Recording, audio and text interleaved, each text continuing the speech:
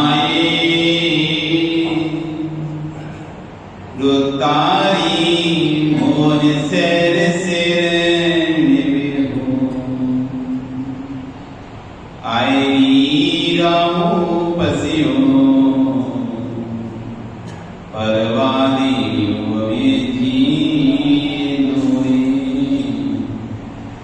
नमो हरिहंताणं नमो सिद्धाणं नमो आयरीयाणं नमो वज्रायाणं नमो द्वै सव्यसाम् अनंत नरसिंह कृष्ण भगवान की आदित्य आदिनाथ भगवान की वर्तमान शासने महावीर भगवान की आचार्य श्री ईश्वर सकल कीर्ति स्वयं महाराज की आचार्य विराट सागर महाराज की आचार्य विश्व सागर जी महाराज की सागर विश्व धर्म की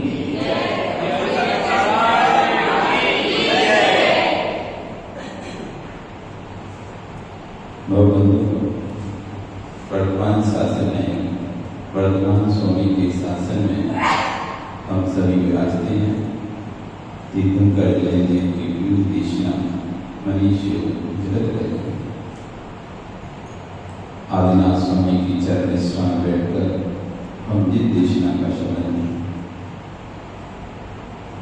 हम चार गति में मनुष्य द्रेंच देव नार की चार गति में इन चार गति में जीव कैसे जाता है इसके बारे में समझ रहे हैं।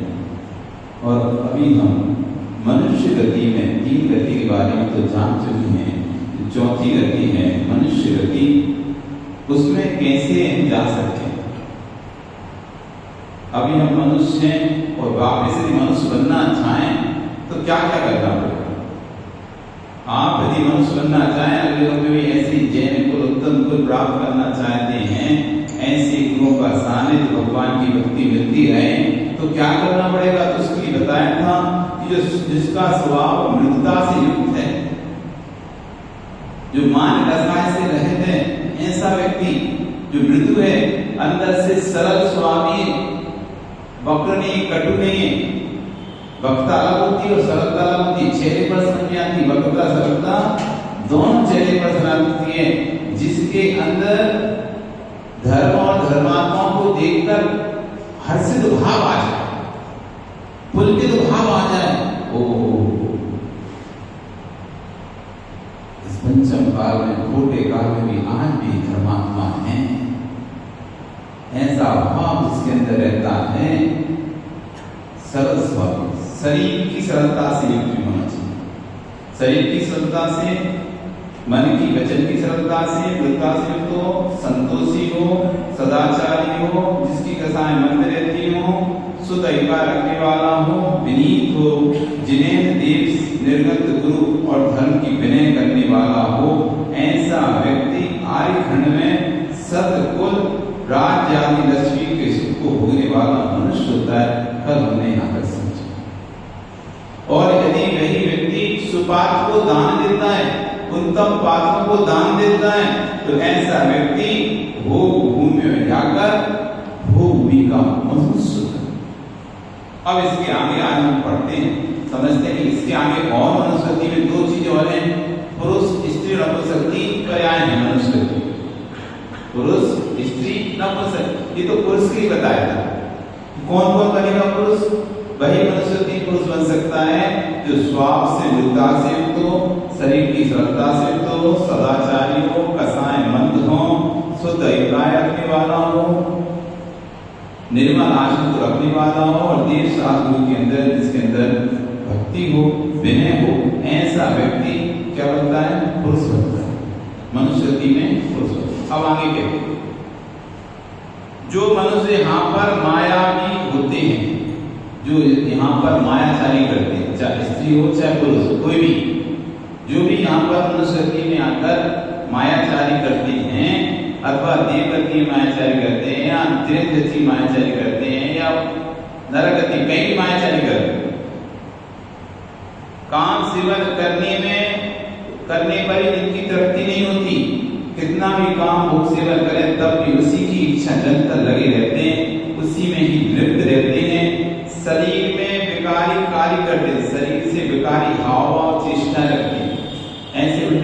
सारे उल्टे सीधे भाव भंगमा बनाते हैं, स्त्री आदि के वेश को धारण करते हैं और स्त्री उचित वस्त्र पहनते हैं, स्त्रियों के जैसे बाल वगैरह रखते हैं, स्त्रियों जैसे कान में गाली वाली सुलवाते आते हैं। ऐसा चल रहा था, कान में वाली का, नाक में वाली का, पुरुष है लेकिन बाल बड़े बड़े हैं।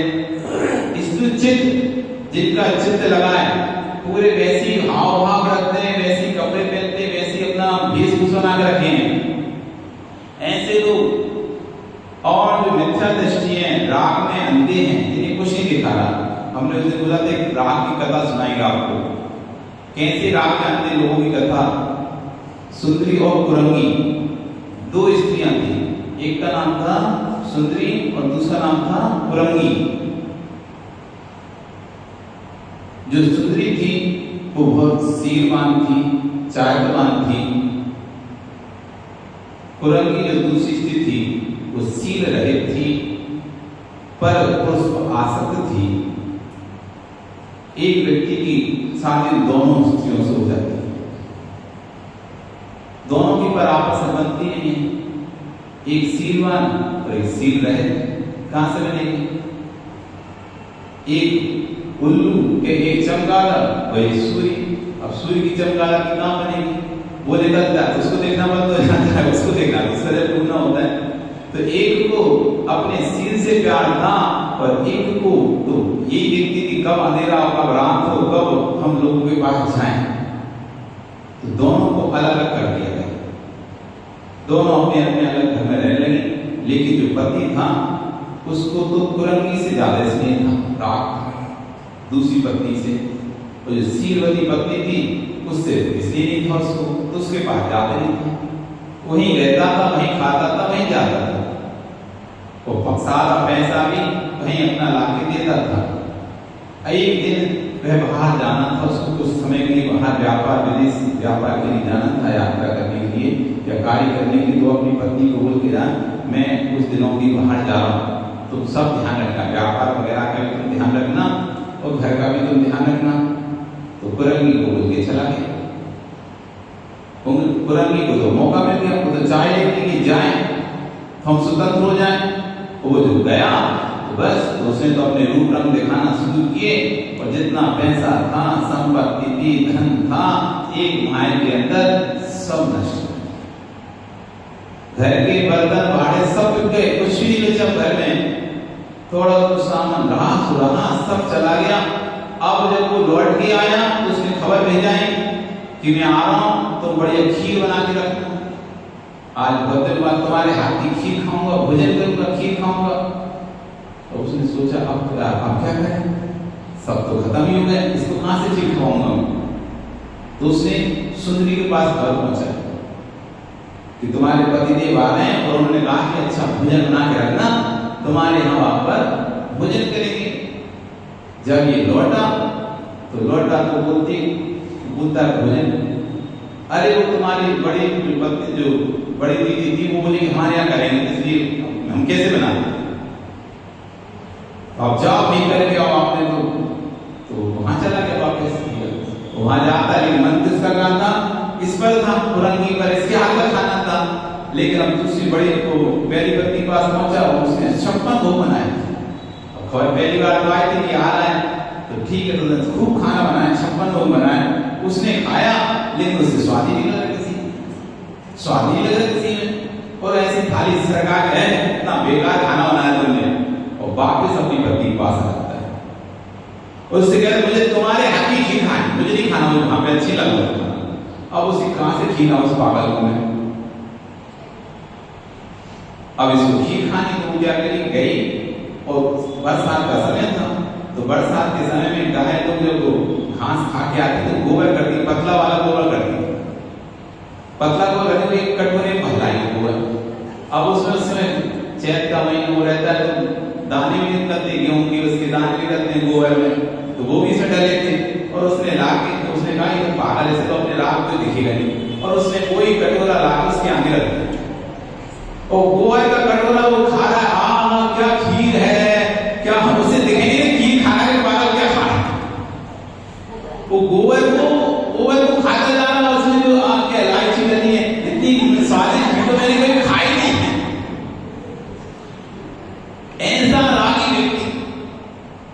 इतना तीव्र रागी तो से दिख नहीं रहा कि एक 56 भोग थे वो छोड़कर गोबर खा रहा है और उसमें भी कह रहा है वाह क्या अच्छा खीर है, उत्तम खीर है।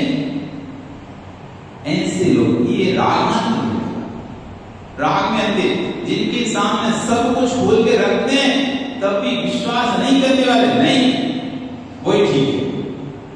तो जितने गहरे राग में अंधे जितने लोग होते हैं वे नियम से मरकर स्त्री बनते हैं। स्त्री के राग में तीव्र अंधापन, ठीक है, राग अपनी विषय है, राग होना चाहिए, रागांत नहीं होना चाहिए। राग होना चाहिए, रागांत नहीं। राग है तभी तो संबंध है, राग नहीं तो संबंध नहीं होता। जब तक राग है तभी तक जीव का संबंध बैठा है एक दूसरे से। राग हट जाएगा तो संबंध छूट जाता है, वो आरिका बन जाती है, आप महाराज बन जाते हैं। जब तक राग है ना तो आप महाराज बन पा रहे, ना वो आरिका बन पा रहे। और जिस दिन राग छूट जाएगा तो सतीश तुम यहाँ हो गए, देवी कहीं और हो गई। राग लगा है तो छूट नहीं रहा। तो रागांत नहीं होना, राग तो होना लेकिन रागांत नहीं होना, इतना तीव्र राग नहीं होना। फिर कहे सील रहित, तो सील से रहित होते हैं ऐसे व्यक्ति मूढ़ चित्त, मूर्ख लोग, मूर्ख बुद्धि के लोग, जिन्हें कुछ समझ नहीं, कितना भी समझाओ, कितना ही बताओ, कितना भी करो, तब भी उनको विवेक नहीं है। मूढ़ चित्त ऐसे मनुष्य मरकर स्त्री वेद के परिपाक से लोक में स्त्री होती, स्त्री बनती है। अब आगे कह रहे हैं जो शुद्ध चरणशीला है, माया कुटिलता से रहित है, शुद्ध आचरण वाले, ये तो बता दिए कैसे। अब आगे बता रहे जो शुद्ध आचरण वाला है, माया कुटिलता से रहित है, जिसके अंदर मायाचारी कुटिलता नहीं है, हे उपाधि के विचार में चतुर है, क्या ग्रहण करने योग्य है, क्या छोड़ने योग्य है, और किस पर अपना कहते ना हे उपाधि, हे उपाधि, और तीसरा होता है उपेक्षा। तीन चीज होती है, हान, उपादान, उपेक्षा। हान मतलब ग्रहण करना, उपादान यानी हान यानी छोड़ना, उपादान यानी ग्रहण करना, और उपेक्षा यानी मध्यस्थ। अभी आप लोग आए तो वहां पर जैसे आप एयरपोर्ट उतरे तो आपको क्या छोड़ना था, क्या ग्रहण करना था? राइट छोड़नी थी, वो आपके लिए हे थी। अब जब तक बैठे थे, जब तक वहां तक नहीं पहुंचाया था, तब तक तो वो आपके लिए उपाधि थी, लेकिन उसमें पहुंचा दिया तो अब हे हो गई, और उपाधि 4 व्हीलर हो गई, दूसरी गाड़ी हो गई। उपेक्षा जिसमें हमें जाना है बस वो हमारे लिए उपाधि है, बाकी सब तो ढेर सारे खड़े हैं, हमें क्या करना है किसी से, सबकी उपेक्षा। हजारों गाड़ियां वहां पर खड़ी थी, आपको किसी से मतलब नहीं था, आपको तो उसी से मतलब था जो सिर्फ आपके लिए आई है, आपको लेने आई है, आपके काम की है, उससे आपको मतलब था। और बहुत सारी गाड़ियां खड़ी हैं, कोई अच्छी बुरी, तो आपको कोई मतलब था क्या? उपेक्षा। आप जाओ बाजार सब्जी खरीदने, कोई भी सामान खरीदने जाते हो, तो जो आपको खरीदनी होती है आप ठेले वो ढूंढते हो, बाकी से आपको मतलब ही नहीं, खराब है, अच्छी है, मिल रही है कि नहीं मिल रही। आप यदि नींबू खरीदने गए हो तो भिंडी या मिर्ची मिल रही बाजार में, आपको कोई मतलब नहीं है, मिले तो नहीं मिले तो हमें क्या करना है? आप तो क्या ढूंढोगे? नींबू ढूंढोगे, और आपको सामने होगी तो दिखेगी नहीं, अपने तो ढूंढना क्या है जो, तो वो आपके लिए उपाय है, उपाय हो गई, और बाकी सब वस्तुएं आपके लिए उपेक्षा हो गई। मतलब ये नहीं क्या करना है जान के कि मिल रही नहीं बाजार। तो जिस चीज से कोई मतलब ना हो उस चीज से रखना चाहिए उपेक्षा। ऐसी जगत की बातें हैं। यदि कोई कार्य, कोई व्यक्ति आपके आगे आके कुछ बात कहता है, अब आप ये देखो कि मैं इसका कुछ कर सकता हूं इस बात में कि नहीं कर सकता। यदि मैं इस बात के लिए कुछ कर सकता हूं तो उसको इस बात पर सोचना चाहिए, और नहीं कर सकता उपेक्षा। अब देश में कितनी खबर मिल जाती है, ये हो रहा है, ये निर्णय लिया देश में, वो निर्णय लिया, तो हम घंटों घंटों उस निर्णय पर चर्चा करते रहते हैं, जबकि हमारी चर्चा करने से उनको निर्णय बदल जाएगा। अरे ऐसा निर्णय नहीं करना चाहिए था, ऐसा निर्णय नहीं करना चाहिए, ऐसा लेना चाहिए, ऐसी नीति बनानी चाहिए, वैसी नीति बनानी चाहिए। तो इस तरह से बहुत सारा समय खत्म कर देते, जबकि उस चर्चा से हम कुछ कर नहीं सकते, हम बदल नहीं सकते, हमारे यहाँ कुछ है नहीं है बदलने का, बस बात ही कर सकते हैं। तो ऐसी बातों पर जिस पर हमारा कोई अधिकार नहीं है, जिसको हम नहीं कर सकते, उनको करना चाहिए उपेक्षा। अपन क्या करना, चाहे कोई सी नीति बने, चाहे कोई सी नीति बिगड़े, कोई प्रधानमंत्री बने बिगड़े, अपन तो भैया वोट दे आए, अब बन गया तो बन जाएगा, जिसको बन दे रहे हैं, नहीं बना तो अरे उसने ऐसा किया, उसने वैसा किया, उसने ऐसी नीति जोड़ी, उसने ऐसी जोड़ना चाहिए उसे नीति, ऐसे सेटिंग करना चाहिए। अब पूरी तुम दिमाग में कर रहे हैं, लेकिन उससे तो जो करना वो करेगा, वो तुम्हारी सेटिंग यहाँ करने से वहां सेटिंग होगी क्या? लेकिन नहीं, हम ऐसे वही प्राणी हैं, हमें भूल ही जाते हैं कि उनका खेल वो चल रहा है, भारत खेल रही, राष्ट्रीय साउथ अफ्रीका, अरे तूने ऐसे नहीं खेला, वैसे नहीं, उसने वैसे, अब पूरा रामायण तुम गाते रहते हो। क्या तुम्हारे ऐसा सोचने से, ऐसा बोलने से क्या उनके पास वो खबर पहुंचेगी? तो फिर जिस चीज पर हम कुछ कर नहीं सकते, उन चीजों में करनी चाहिए हमें उपेक्षा।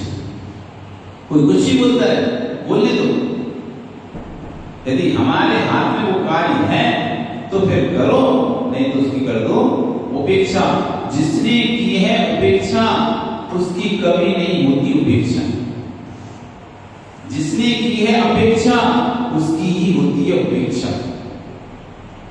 समझ में आ रहा है कुछ? जिसने नहीं की कभी किसी चीज की अपेक्षा, उसकी नहीं होती कभी उपेक्षा।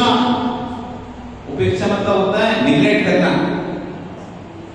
उपेक्षा मतलब होता है इग्नोर करना, निग्लेक्ट कर देना किसी को। इग्नोर उसी को किया जाता है जो कोई अपेक्षा रखता है। आपसे कोई अपेक्षा रखता है कि आप उससे बात करें, आप उससे बोलें, आप उससे कुछ दें, आप उससे कुछ लें, और वो नहीं देना चाह रहा, नहीं बोलना चाह रहा, नहीं कहना चाह रहा, तो आपको क्या करता है? इग्नोर करना। और यदि आप ठीक है, कोई अपेक्षा नहीं, बोले तो ठीक, नहीं बोले तो ठीक, दें तो ठीक, नहीं दें तो ठीक, मिले तो ठीक, नहीं मिले तो ठीक।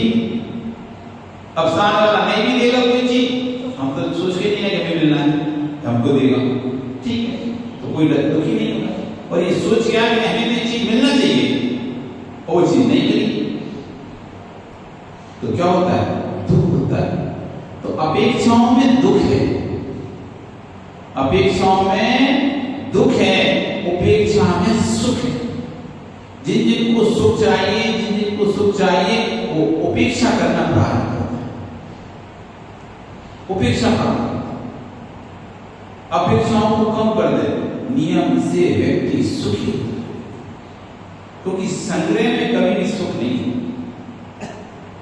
संग्रह तो ऐसा है कि जितना आता जाएगा और उससे अधिक की इच्छा बढ़ती जाती है। एक साल होते उनके पास कुछ भी नहीं था, तो उनको कुछ की चिंता नहीं थी, लेकिन जैसे एक किसी ने लंगोटी दे दी, और लंगोटी की रखने के लिए, अब लंगोटी को साफ करने के लिए उसकी सुरक्षा की चिंता, उसकी सफाई की चिंता चल। एक लंगोटी थी नहीं, कोई चिंता नहीं थी, जैसी एक लंगोटी आई, अब इसको कोई चूहा ना खा जाए, फिर पेटी चाहिए,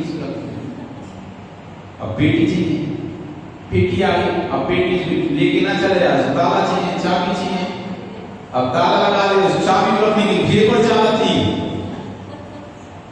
फिर उसको रखने के अलावा अलमारी चाहिए, और अलमारी चाबी लॉक वाली ले चलो, बिना लॉक वाली ले तो लॉक वाली ले ली, ऑटोमेटिक हो गई। और जब तक अलमारी आ गई तो भागी, अलमारी अच्छी नहीं रही, थोड़ा सा और भी थोड़ा हाइट लगाना चाहिए, तो अलमारी जमीन कमरे, फिर एक कमरा चाहिए, कमरे को बंद करके फिर एक और ताला चाहिए। तो एक से एक जहां एक वस्तु आती है, धीरे धीरे धीरे धीरे अनेक वस्तु उसके पीछे पीछे खड़ी रहती है, एक के साथ एक, और उपेक्षा कर चाहिए नहीं है, मतलब लंगोटी नहीं, जहां तुमने लंगोटी छोड़ी, वैसे सारे लंगोटी संबंधी दुख भी छूट, कोई दुख नहीं। आप छोड़ के देखो, देखो तो छूटते नहीं, जब तक पकड़े हो तब तक ही तुम है, जिस दिन छोड़ दोगे ना उस दिन सारा तुम खत्म हो जाए, पक्का। हाँ सो पक्का पूरा तो तुम्हारा खत्म हो जाएगा। बैतूल से यहाँ तक देखो, आप बैतूल से यहाँ तक आए, तो बीच में बिना छोड़े आए क्या? बैतूल छोड़ना पड़ा तो नागपुर पहुंचे, नागपुर छोड़े तो गुवाहाटी पहुंचे, गुवाहाटी छोड़े तो यहां पहुंचे। अगर छोड़ते नहीं तो पहुंच पाते क्या? और जो अनुभूति आनंद की तुम्हें अभी आ रही है वो आ पाती क्या? तो जब तक छोड़े ही नहीं तब तक अनुभूति नहीं आ सकती। आनंद तो छोड़ने में है। तो जो दिन भर क्रियाएं करते तो सुबह जब तक छोड़ नहीं देती ना तब तक बेचैनी बनी रहती है, बेचैनी बनी रहती है। छोड़ने में आनंद है, छोड़ो नहीं तो बेचैनी नहीं। आज फेस नहीं होगा अभी तक, अभी तो कोई सबसे पहले सारे काम बाद में पहले छोड़ के आते हैं। तो जब तक छोड़ते नहीं है तब तक बेचैनी रहती, बेचैनी रहती। और जो छोड़ देता है वो आनंद का रिलैक्स करता है। इसलिए ग्रहण करने में आनंद नहीं है। बिना ग्रहण किए तो तुम रह सकते हो, 10 दिन रह सकते हो। तो अम्मा से पूछो 32 16 कांड करें तो 16 एक दिन हाँ किया, एक दिन नहीं किया, एक दिन किया, एक दिन खाए बिना तो रह गई वो, हैंड के तो न रह गई, लेकिन छोड़े बिना कोई नहीं रहता। छोड़ने तो जाना ही पड़ता है, क्यों जाते नहीं सीधे। खाए बिना हैंड के बिना व्यक्ति एक से रह सकता है, लेकिन जो छोड़ने में आनंद है वो ग्रहण करने में आनंद छोड़ना सीखो। तो शुद्ध आचरण में अनुरक्त हैं, माया कुटिलता से रहित हैं, हे उपाधि के विवेक में चतुर हैं, या दान पूजा आदि करने में तत्पर हैं। बिल्कुल जिनको तो मौका चाहिए, जिसको मौका ढूंढता है लड़ने का मौका ढूंढता है। शांत रहा तो कहते हैं बस में लड़ने का मौका चाहिए। मौका मिले तो आई लड़ाई से, मौका मिले तो अपने ताना मारना से, मौका मिले तो अपने बोलना से, बस मौका चाहिए तुम्हें, तो एक मौका मिलना चाहिए। तो जैसे ऐसी जो धर्मात्मा सम्य दृष्टि थी वो तो मौका मिलना चाहिए। कैसे दान करें हम, कब जैसी मौका मिले तुरंत दान, जैसी मौका मिले तुरंत पूजा आदि बड़े बड़े अनुष्ठान में सहभागी बनना, ये तो सम्य दृष्टि करते हैं। दान पूजा आदि अल्प इंद्रिय सुख से जिसका चित्त संतोष युक्त है, थोड़ा सा ही मिल गया ठीक है, बहुत है, नहीं चाहिए बहुत ज्यादा, इतना ही बहुत है। अब ऐसे बहुत सारा होना तभी हमको संतोष होगा, नहीं ठीक है, अच्छा है, बढ़िया, अच्छे करते तक ही नहीं, आपने चिटाई भी दे दी, ठीक है, बहुत अच्छा, सोना ही तो है, चिटाई मिली पर्याप्त, नहीं मिली तो जमीन तो है, सो जाएंगे।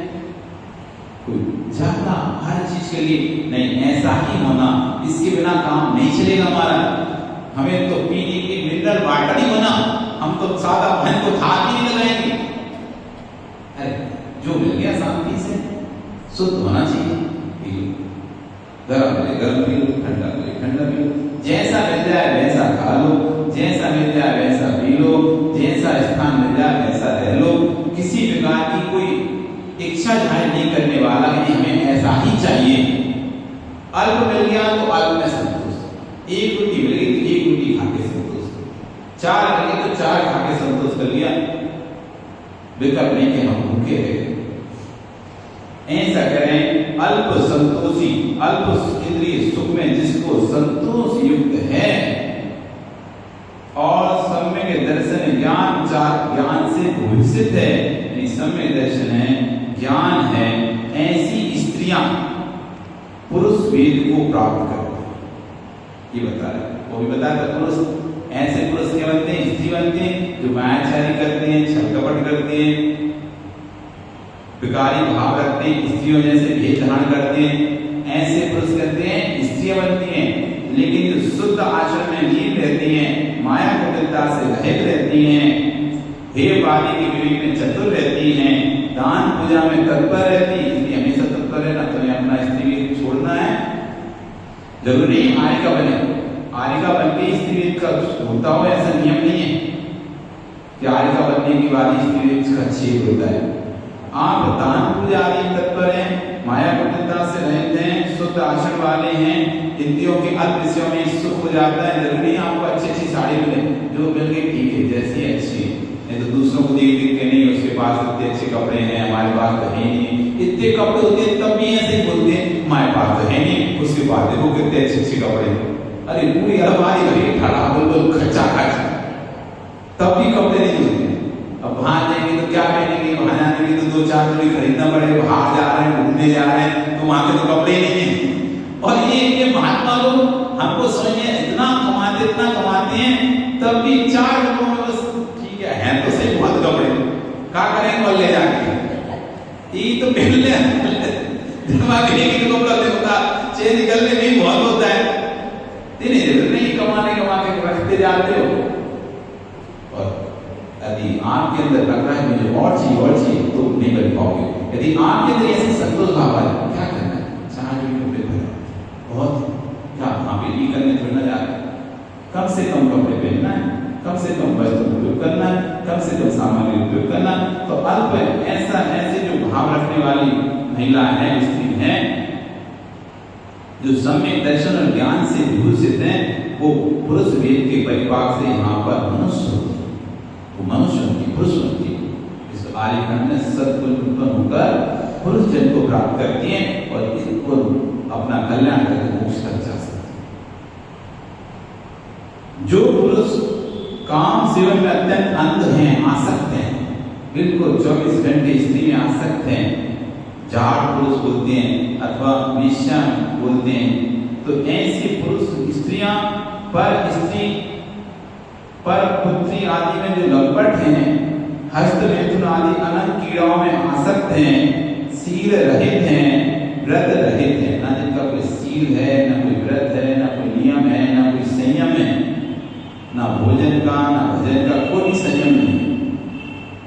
नीच धर्म में संलग्न है, खोटे धर्मों में तो एकदम तत्पर रहेंगे, जैन धर्म के कार्यों में तो पीछे और अन्य धर्म के कार्यों में सबसे आगे बढ़ चढ़कर हिस्सा लेते हैं। धार्मिक कार्य में जैन धर्म के जो सम्यक कार्य उनके में तो पीछे रहेगा, लेकिन जो मिथ्या कार्य है उनमें बढ़ चढ़ के आगे लेके हिस्सा लेके उनको आगे उनका कार्य करेगा।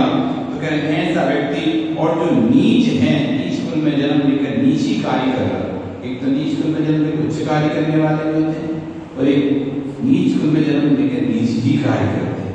बुद्धि भी वैसी और कार्य भी वैसी, बुद्धि भी नीच और कार्य भी नीच, और नीच मार्ग का प्रवर्तन करते हैं और नीची मार्ग को चलाते हैं, उसी मार्ग को फॉलो करते हैं और उसी मार्ग को आगे बढ़ाते रहते हैं। ऐसे व्यक्ति जड़ जीव नपुंसक वेद के वंश में नपुंसक होते हैं, ऐसे व्यक्ति नपुंसक होते हैं। अब देखो मैं पुरुष बनना है, स्त्री बनना है या नपुंसक, तीनों के रास्ते आपके पास खुले। पुरुष बनना है तो आपको क्या करना है, स्वभाव मार्दव रखना है, शरीर से सरलता, कपट मायाचारी से थे परिणाम, संतोष परिणाम, कसाई की मनता, शुद्ध अभिप्राय, विनीत, देव साधु की भक्ति, साधु को आराधना आदि, ये तो आप मनुष्य हैं। यदि आपको स्त्री बनना है तो मायाचारी करो, छल कपट करो, राग में अंधे रहो, मिथ्या दृष्टि रहो, मूल चित्त रहो, तो मनुष्य गति में स्त्री बन जाए। और यदि मनुष्य गति में पुरुष बनना है, स्त्री से पुरुष बनना है, तो शुद्ध आचरण का पालन करो, माया मुक्तता से हत रहो, ही उपाधि के विचार से विवेक से सहित रहो, दक्ष रहो, दान पूजा आदि में तत्पर रहो। अब यार है ना सब भैया जी करना उनके अच्छे से, भक्ति मतलब कोई पूजा नहीं करना, मतलब भावना बनाना कि आप जैसे इस मोक्ष के मार्ग पर आगे बढ़ रहे हैं, कभी वो दिन आए हम भी इसी मोक्ष के मार्ग पर आगे बढ़े। जैसे आप मोक्ष मार्ग को प्रशस्त करने जा रहे हैं, हमारी भी ऐसी भावना रहे कि हम भी एक दिन कभी ना कभी, ये बात तो आप बिल्कुल अपने मन में बिठा लें। जैसे आप हर चीज का फ्यूचर प्लानिंग बनाते हैं ना, फ्यूचर प्लानिंग इसने साल बाद ये करना है, तो बनाया था हमने LIC की तो 20 साल बाद ये उसके बाद बेटी शादी फिर ये करेंगे फिर वो करेंगे। ऐसी फ्यूचर प्लानिंग बना लो कि जीवन के अंतिम समय सांस निकलने से पहले मैं मुनि बनकर जाऊं, मैं मुनि बनकर जाऊंगा। इस शरीर ऐसी इस पर्याय को मैं जब छोड़ूं तो कपड़े के साथ ना छोड़ूं, अस्पताल में ना छोड़ूं, किसी साधु के निर्गत के चरणों में दिगंबर मुनि बनकर छू। अभी से दूसरे पुराने बना लो। मैं इतने साल बाद अपने अपने राग को धीरे धीरे कम करके अब 60 साल का होने वाला हूँ, तो बस 70 साल के जैसे जैसे मैं होऊंगा अपनी सारी व्यवस्थाओं को सेटल करके, और मुझे तो अब अपनी पर्याय का कल्याण करना बिल्कुल बनाकर फ्यूचर प्लानिंग। क्यों इतने साल बाद मालिका में बन नहीं है, घर की जिम्मेदारी निपटे सो नहीं निपटे तो भी मुझे तो इतने वर्ष बाद मालिका की दीक्षा लेनी है, इतने वर्ष बाद मुझे तो मुनि की दीक्षा लेनी है, ले पाओ नहीं ले पाओ, और बीच में की आयु चली गई तो तुम्हें पुण्य लगेगा, पुण्य लगेगा तुम्हें। इसलिए बिल्कुल मस्तिष्क बना लो, मन बना लो कि पर्याय को जाने से पहले मैं एक बार स्त्री पर्याय का उत्कृष्ट पद है, सबसे बड़ा उत्कृष्ट पद कोई है तो आय का दीक्षा है। आप तो पाप करने के बाद मां बनती हो, लेकिन आय का एक ऐसी है जो बिना पाप की जगत की माता हो जाती है। जब आप एक दो बच्चों की मां होगी, लेकिन आय का बनने से पूरे विश्व की मां हो जाती है। तो कम से कम अपने जीवन में एक लक्ष्य बना के रखो कि पर्याय मिल जाए, उससे पहले बहुत कर लिया कि पर के राग में, परिवार के राग में अपने बहुत समय से निकाल लिए, अब नहीं, कुछ समय में अपने लिए दूं, और अब तो मैं आय का दीक्षा लूंगी, चाहे कैसा भी हो, शरीर में ताकत हो नहीं हो, कोई काम करता हो नहीं करता हो, तब भी मैं तो आय का दीक्षा लेकर ही समाधि में। आप देखना ये चाय का प्रभाव है, चाय का कैसे से कैसा बीमार व्यक्ति भी क्यों ना हो, यदि अंदर ठान ले मुझे साधु बनना है, आय का बनना है, बीमारी स्वतः ही खत्म हो जाती है, खत्म हो जाती है। बड़ी से बड़ी बीमारी, क्योंकि बीमारी होने का कारण क्या है? असाता वेदी। बीमारी होने का कारण क्या है? असाता वेदी। जब असाता गर्भोदय आता है तो अनेक सारी बीमारी हो जाती है, और जब वही व्यक्ति अपने तीव्र पुण्य के परिणाम करता है, तीव्र पुण्य के भाव करता है, तो सारी असाता जो वेदी थी वो सादा वेदी में कन्वर्ट हो जाती है, सादा में कन्वर्ट हो जाती है। असाता किसमें बदल जाती है? सादा में। तो जो डॉक्टर ने मना कर दिया था भाई इसका कुछ नहीं होगा, वो व्यक्ति भी स्वस्थ हो जाता है। जहां वैज्ञानिक खेल हो जाता है, डॉक्टर की हाथ उठा लेते हैं, कहता वो भी कहते अब तो ईश्वर की, अब तो भगवान पे भरोसा करो, कोई कुछ चमत्कार करें तो करें, और कुछ देखता है, भक्ति करता है तो अंतिम समय तो वो बात ठीक हो गए, तो डॉक्टर भी आश्चर्य कैसे हो सकता है, कैसे नहीं हुआ?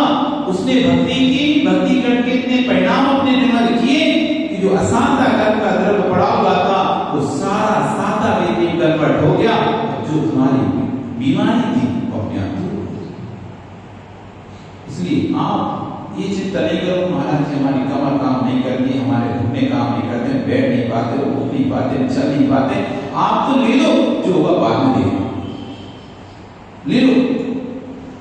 लेने के बाद भगवान ने बात को बताई थी कि आचार्य का 103 डिग्री बुखार था, जब वो एलर्ट थे 103 डिग्री बुखार था, और बिल्कुल ऐसे स्थिति रहती कि कभी भी जा सकते हैं, कभी भी समाधि हो सकती है। तो विराज राज के पास जब उनको आए, उनके पास सेवा करते थे, दो शिष्य के पास, एक महाराज जो गैला और 3 लोग थे, तो आए उनके हाथ उनको बताते थे, आज विराज आए, हाथ पैर दबाते थे, हम छोटे बच्चे थे उसमें 17-18 साल के बच्चे थे, बहुत तेज बुखार था, सिर पर पट्टी करते थे, हाथ दबाते, पैर तक दबा देते थे। हमने उनसे बोला कि अब ऐसा ना हो कि हम लंगोटी भी चले जाए, आप तो हमारी लंगोटी दबा दो, मरने से पहले समाधि होते उससे पहले लंगोटी दाग दो। तो विराज राज को लगा कि हाँ ठीक है, ये समय दिख नहीं रहा, नजदीक है, ऐसा लग रहा है, कुछ भी हो सकता है, तो चलो इसको मुनि बना, तो मुनि तो बना दें, तो चला गया तो। और उनकी सियास गिरी में एक पेड़ के नीचे, बरगद के पेड़ के नीचे बिठाया गया, बैठने की हिम्मत नहीं, इतनी तेज बुखार था, 2 लोग पकड़ के बैठे हैं, एक व्यक्ति पकड़ के हाथ पकड़ के ऐसे निकल रहा है जिसमें द्रव रखते हैं ऐसा, और दीक्षा हुई, और जैसे ही इसका दीक्षा के संस्कार हुए अंतरंग में विशुद्धि बढ़ती है। तो जैसे ही इसका दीक्षा के संस्कार हुए 1 घंटे बाद बुखार कहाँ गया पता ही नहीं चला। अच्छा बोले आज तक मुझे वैसा बुखार फिर कभी नहीं आया, नहीं तो स्थिति ऐसी थी कि मैं कभी भी जा सकता था ऊपर, लेकिन जैसे ही मुनि के संस्कार हुए मेरे सर पर वैसे ना जाने 1 घंटे अंदर क्या चमत्कार हुआ, बुखार तो गायब सब एकदम। ये किसका प्रभाव था? ये अंतर में विशुद्धि बनी तो जो असाता वेदी का द्रव्य था वो पूरा साता वेदी में बदल गया, बुखार सब चला। इसलिए खूब भगवान की भक्ति करना चाहिए, खूब गुरुओं की भक्ति करना चाहिए। इसलिए तो कहा है कि जो गुरुओं की वैभक्ति करता है वो कभी बीमार नहीं होता। ये क्यों कहा है? इसलिए कहा है वैभक्ति करेगा परिणाम अच्छे होंगे। 2 चीजों में परिणाम अच्छे लगते हैं व्यक्ति के। अब पूजा में तो बहुत से लोग मन लगता नहीं, माला पहनने में मन नहीं लगता, स्वाध्याय सुनने में मन नहीं लगता, लेकिन हार देने में मन लगता है। जिसका पूजा मन न लगे, स्वाध्याय मन न लगे, माला पहनने में, लेकिन हार देने में मन लगता है उसका। हार देने में अच्छा लगता है, हार देता है उसके परिणाम अच्छे रहते हैं। ऐसी जब वो वैभक्ति करता है उस समय उसके परिणाम देव प्रसाद रहते। कोई अंदर माया जाए चक्कर नहीं चलता, बड़े गुरु की भक्ति कर रहे हैं, सेवा कर रहे हैं, हाथ पैर दबा रहे हैं, तो अच्छे भाव अंदर उसके अंदर रहते हैं, उल्लसित भाव रहते हैं।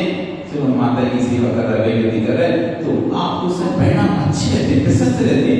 इन परिणामों से साता वेदी का असर होता है।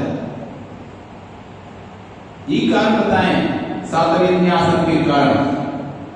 सद जो वेदी करने पराग निंदा प्रशंसे सस्वत प्रोच्छालन भावेन, ये तो बोध रंग का है। साता वेदी का तो यही है कि दूसरों की जो सेवा करता है, जो देव साधुओं की भक्ति करता है, उसको साता वेदी करता है। इसलिए खूब भक्ति, खूब दान पूजा करो, परिणाम को जितना निर्मल रखोगे उतना अधिक साता वेदी करने का मन होगा और उतने बीमार तो कम पड़ोगे। एक व्यक्ति हर 15 दिन नहीं पड़ रहा, हर 15 दिन नहीं पड़ रहा, साल बीमार।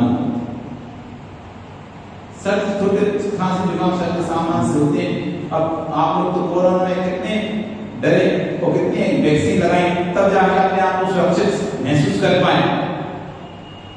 लेकिन इस साल वो वैक्सीन लगी, कोई को नहीं लगी, सब सुरक्षित, किसी को कोरोना नहीं हुआ। क्यों?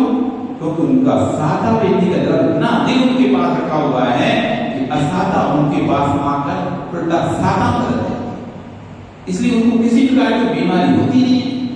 नहीं तो गवर्नमेंट ने तो नियम लगा ही दिया था कि सबको जरूरी है, इसके बिना तो कोई रह नहीं सकता, और पब्लिक ने ऐसे माना कि इसके बिना तो रह नहीं सकते, ये तो जरूरी लगना ही है, लगवाना ही है। लेकिन फिर भी दिगंबर मिलराज सुरक्षित है कि नहीं लगाई पत्नी कोरोना सुरक्षित है। तुम तो फ्री कम लोगों से मिलते हो, उनके पास तो कितने लोग, तो पब्लिक प्रॉपर्टी है, तुम लोग तो प्राइवेट प्रॉपर्टी हो, अपनी दिल से छाना मिलोगे नहीं मिलोगे, लेकिन ये तो पब्लिक प्रॉपर्टी है।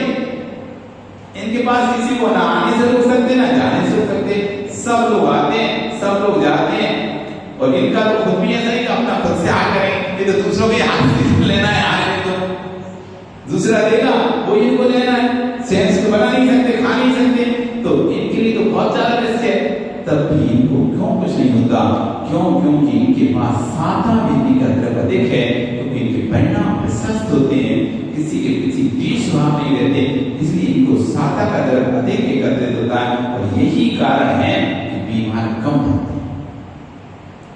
भोजन की विषमता के कारण पड़ जाए बीमार तो बात अलग है, बाकी उनको बीमारी को काम नहीं, यही कारण है। इसलिए आप अपने आप को स्वस्थ रखना चाहते हैं तो सबसे ज्यादा दान पूजा भक्ति करो, और सबसे महत्वपूर्ण है ये कुछ भी नहीं करो तो परिणामों को अच्छे से। मेन पॉइंट दान पूजा कुछ नहीं है, मुख्य है परिणामों की विशुद्धि।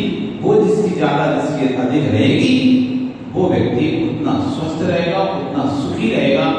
दान पूजा करके यदि परिणाम में अशुद्धि है तो दुखी रहेगा, सुखी नहीं रहता। मेन मुख्य चीज है विशुद्धि।